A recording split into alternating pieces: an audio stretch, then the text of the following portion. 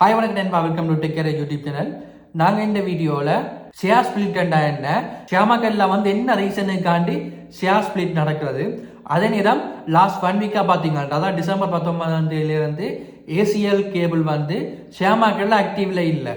அதுக்கான ரீசன் என்னென்னு சொல்லி டீட்டெயிலாக பார்க்க போகிறோம். ஸோ வாங்க வீடியோவுக்கு போகலாம். ஃபர்ஸ்ட்டாக ஷேர் ஸ்பிளிட் என்ற கன்செப்டுக்கு வருவோம். இந்த ஷேர் ஸ்பிளிட் என்ற கன்செப்டை நான் உங்களுக்கு ஒரு எக்ஸாம்பிள் மூலம் எக்ஸ்பிளைன் பண்றேன். இப்போ பாத்தீங்கன்னா ஷியாமக்கல்ல காகல்ஸ் பிஎஸ்சி இருக்குது. ஸோ அந்த காகல்ஸ் பிஎஸ்சி வேல்யூ பாத்தீங்கன்னா 1 கோடின்னு சொல்லி வச்சுக்கொள்வோம். ஸோ காகல்ஸ் பிஎஸ்சி தன் 1 கோடி வேல்யூ 10 ஷேராக கன்வெர்ட் பண்ணி ஒரு ஷேர் 10 லட்சம் படி மார்க்கெட்டுக்குள்ள இருக்குது. இப்ப பாத்தீங்கன்னா காகல்ஸ் பிஎஸ்சி ஒரு பங்கு 10 லட்சமா இருக்கிறதால பெரும்பான்மையான இன்வெஸ்டரால அந்த ஷேரை பை பண்ண முடியல. பிகாஸ் பாத்தீங்கன்னா ஹையர் பிரைஸ் இருக்கிறதால. பட் காகல்ஸ் பிஎஸ்சி பாத்தீங்கன்னா அந்த 10 பங்கு வித்தா தான் மணியை கலெக்ட் பண்ணலாம். ஸோ அந்த மணியை கலெக்ட் பண்ணா தான் பாத்தீங்கன்னா அவங்களோட பிசினஸ் எக்ஸ்பேண்ட் பண்ணலாம். ஒரு ஷேர் பிரைஸ் பாத்தீங்கன்னா ஹையர் பிரைஸ் இருக்கிறதால இன்வெஸ்டர் யாருமே பங்கை பை பண்ணவே இல்லை. ஸோ நெக்ஸ்ட் ஸ்டெப்பா காகல்ஸ் பிஎல்சி மேனேஜ்மெண்ட் 2-for-1 ஸ்பிளிட் என்ற கன்செப்டை அறிமுகப்படுத்துது. அதாவது ஒரு ஷேரை 2ஆ கன்வெர்ட் பண்ணி கொடுக்குறது. ஸோ இதில் பாத்தீங்கன்னா ஒரு ஷேர் 10 லட்சம் படி 10 ஷேர் இருந்தது ஸ்டார்டிங்ல. 2-for-1 ஸ்பிளிட் என்ற கன்செப்டை அறிமுகப்படுத்தின பிறகு இப்ப ஷியாமக்கல்ல பாத்தீங்கன்னா அதே 1 கோடி வேல்யூ தான். பட் நம்பர் ஆஃப் ஷேர் பாத்தீங்கன்னா இன்க்ரீஸ் ஆயிருக்குது 20.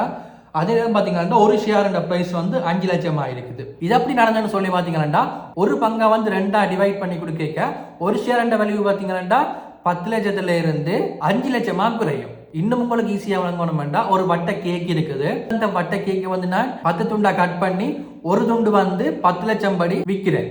இப்போ பாத்தீங்கன்னா ஒரு துண்டு 10 லட்சமா இருக்கிறதால கஸ்டமர் யாரும் அந்த கேக்கை வாங்க வரையில.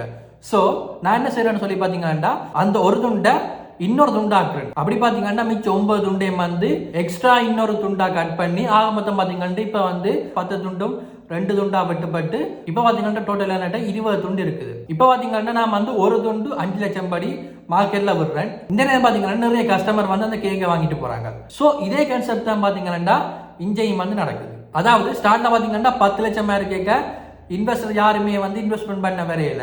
இப்ப நான் ஒரு ஷேரை 2ஆ டிவைட் பண்ண பிறகு ஒரு ஷேர் பிரைஸ் பாத்தீங்கன்னா 5 லட்சமா குறைஞ்சிட்டது. ஸோ இப்போ பாத்தீங்கன்னா நிறைய இன்வெஸ்டர் அந்த பங்கை வாங்க வருவாங்க. இது பாத்தீங்கன்னா கம்பெனி வியூல இருந்து பாக்குறது. இதே நாங்க இன்வெஸ்டர் வியூ, அதாவது பையர் வியூல இருந்து பார்த்தா அப்படி இருக்குன்னு சொல்லி பார்ப்போம்.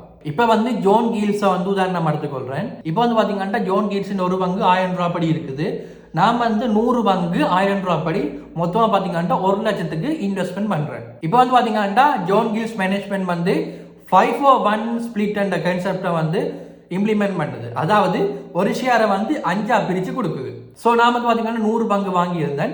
இப்போ இந்த ஸ்பிளிட்டை இன்ட்ரடியூஸ் பண்ணவரை இப்போ இந்த போர்ட்ஃபோலியோல பாத்தீங்கன்னா மொத்தம் 500 பங்கா இருக்கும். அதாவது ஒரு பங்கு பாத்தீங்கன்னா 5ஆ டிவைட் ஆகும். ஸோ அப்படி பாத்தீங்கன்னா மொத்தமா 100 வரைக்கும் 500 பங்கு இருக்கு. ஸோ இப்போ பாத்தீங்கன்னா ஒரு ஷேர் பிரைஸ் 1000 ரூபாய் இருந்தது. இப்ப அது 5ஆவுடைய ஒரு ஷேர் 200 ரூபா கன்வெர்ட் ஆகும். ஆக மொத்தம் பாத்தீங்கன்னா 500 ஷேர் 200 ரூபாய் படி 1 லட்சம் இருக்க போகுது. ஸோ இதுல பாத்தீங்கன்னா என் இன்வெஸ்ட்மெண்ட் மாறையில, அதே நேரம் எனக்கு ப்ராஃபிட்டும் வரையில லாஸும் வரையில. ஸோ இந்த ஸ்பிளிட் பாத்தீங்கன்னா இன்வெஸ்டருக்கு தாக்கம் செலுத்தாது. அதே நேரம் பாத்தீங்கன்னா கம்பெனிக்கும் தாக்கம் செலுத்தாது. பட் கம்பெனி பாத்தீங்கன்னா சில ஆப்பர்ச்சுனிட்டியை உருவாக்கும். இதை இன்னும் சிம்பிளா எக்ஸ்பிளைன் பண்ணணும்னா, நீங்க கடையில 60 ரூபாய் கொடுத்து ஒரு ஆப்ல வாங்குறீங்க. அந்த ஆப்ல உங்கள்ட்ட வாங்கி நான் அதை 2ஆ கட் பண்ணி தரேன். ஸோ இதால பாத்தீங்கன்னா உங்களுக்கு எந்த வித மாற்றமும் நடக்காது. அதாவது நீங்க கன்சியூம் பண்ற அளவும் பாத்தீங்கன்னா சேம் தான். அதே நேரம் பாத்தீங்கன்னா முழு ஆப்பிளும் 60 ரூபாய் தான், 2ஆவட்டி ஆப்பிளும் பாத்தீங்கன்னா 60 ரூபாய் தான். ஸோ இதால பாத்தீங்கன்னா ஒரு வித்தியாசமே வரையில. ஸோ இதே கான்செப்ட் பாத்தீங்கன்னா இங்கேயும் அப்ளை ஆகும். இப்ப ஆர்கனைசேஷனுக்கு என்னென்ன ஆப்பர்ச்சுனிட்டியை கொண்டு வரேன்னு சொல்லி பாத்தீங்கன்னா ஃபர்ஸ்டா ஃபேஸ் வேல்யூ குறையும். அதாவது ஒரு ஷேர் 10 லட்சமா இருந்தது. இப்ப ஸ்பிளிட் பண்ணவரை பாத்தீங்கன்னா 5 லட்சமா கன்வெர்ட் ஆயிட்டது. ஸோ ஃபேஸ் வேல்யூ பாத்தீங்கன்னா டிகிரீஸ் ஆக நிறைய இன்வெஸ்டர் அந்த பங்கை வாங்க வருவாங்க.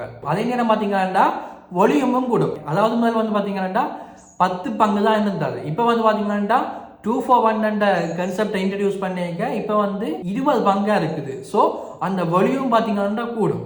இந்த வால்யூம் கூட என்ன நடக்கும்னு சொல்லி பாத்தீங்கன்னா அதிகளவான இன்வெஸ்டர் வாங்குறதுக்கு ஒரு ஆப்பர்ச்சுனிட்டியா இருக்கும். அதாவது ஸ்பிளிட் பண்ணும்போது பாத்தீங்கன்னா 10 பேர் தான் பாத்தீங்கன்னா இந்த பங்கை வாங்கலாம். பட் இப்ப ஸ்பிளிட் பண்ண பிறகு பாத்தீங்கன்னா பங்குட வால்யூம் சைஸ் வந்து 20 மாறிட்டுது. ஸோ 20 பேர் வாங்கக்கூடிய ஆப்பர்ச்சுனிட்டி இருக்குது. நெக்ஸ்டா லாஸ்ட் 1 வீக்ல இருந்து, அதாவது டிசம்பர் 19ஆம் தேதியில இருந்து வந்து பாத்தீங்கன்னா ஏசிஎல் கேபிள் வந்து ஷேர் மார்க்கெட்ல ஆக்டிவ்ல இல்ல.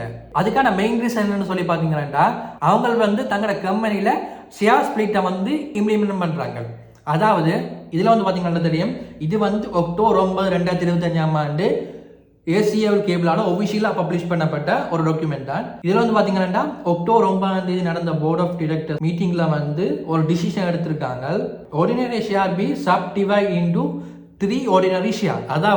அதாவது ஒரு ஷேரை 3 ஷேரா டிவைட் பண்ணி கொடுக்க போறாங்க. இதால என்ன நடக்கும்னு சொல்லி பாத்தீங்கன்னா நீங்க வந்து ஏசிஎல் கேபிள் ஒரு பங்கு வச்சிருந்தீங்கன்னா உங்களுக்கு வந்து 3 பங்கா மாறும். அதே பாத்தீங்கன்னா அதின் வேல்யூல வந்து எந்த வித மாற்றமும் இருக்காது.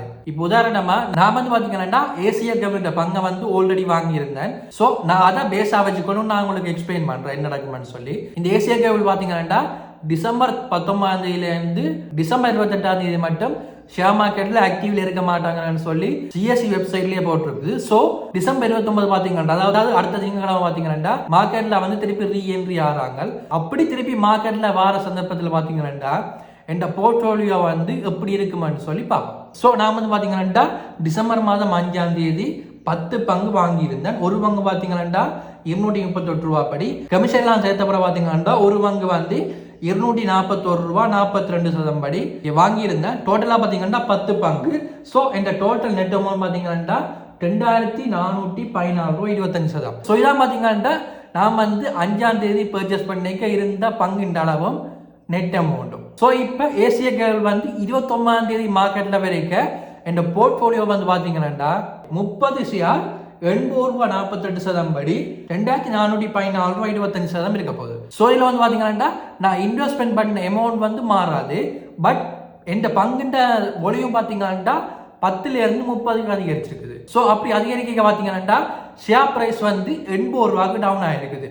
அதாவது நான் பாத்தீங்கன்னா ஒரு ஷேர் வந்து 241 ரூபாய்க்கு வாங்கியிருந்தேன். பட் இப்போ வந்து பாத்தீங்கன்னா ஒரு ஷேர் வந்து 80 ரூபா 48% வந்து டவுன் ஆயிருக்குது. பட் பங்கு எண்ணிக்கை பாத்தீங்கன்னா கூடி இருக்குது. ஸோ இதான் பாத்தீங்கன்னா நடக்கும். ஸோ இப்படிதான் பாத்தீங்கன்னா ஷேர் ஸ்பிளிட் நடந்த பிறகு இந்த போர்ட்ஃபோலியோ வந்து சேஞ்ச் ஆகும். நெக்ஸ்டா வந்து ஏசிஎல் கேபிள் பாத்தீங்கன்னா லாஸ்டா க்ளோஸ் ஆன பிரைஸ் வந்து 255 ரூபா. ஸோ அந்த 285 3ஆல டிவைட் பண்ணீங்கன்னா 85 ரூபா வரும். ஸோ டிசம்பர் 29ஆம் தேதி ஏசிஎல் கேபிள் ஒரு பங்கு வந்து ஷேர் மார்க்கெட்ல 85 ரூபாய்க்கு ஓப்பன் ஆகும். ஸோ இவ்வளோ தான் பார்த்தீங்கன்னா வீடியோ. இப்போ உங்களுக்கு ஒரு பேஸ் ஐடியா வந்திருக்குன்னு நினைக்கிறேன். ஷேர் ஸ்பிளிட் அண்ட் எதுக்கு ஷேர் ஸ்பிளிட்டை வந்து ஒரு ஆர்கனைசேஷன் செய்யறேன்னு சொல்லி உங்களுக்கு ஒரு பேஸ் ஐடியா வந்திருக்குன்னு நம்புறேன். ஸோ இப்படியான விஷயங்கள் வந்து கண்டினியூஸாக வரணும்னா மறக்காம நம்ம சேனலை ஃபாலோ பண்ணுங்க. தேங்க்யூ நண்பா.